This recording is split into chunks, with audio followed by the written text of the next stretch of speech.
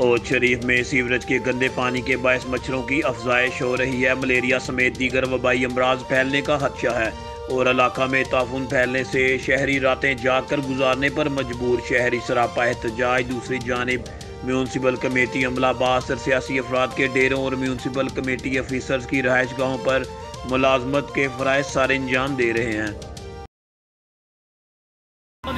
MNA, MPA, इथों दी हुकूमत, इथों दे जिम्मेदार सारे ये हालात है। देखो कारोबार बंद है, दुकानें दे किराया नहीं भरी दे, रोजगार का नहीं, दूजा कोरोना वायरस है, कारोबार तबाह है। सारे कमेटी वाले जानते सारा कुछ पानी खुले दे, मिनट नहीं थी ना पानी आवे ने, मिनट नहीं थी ना पानी निकल में दे।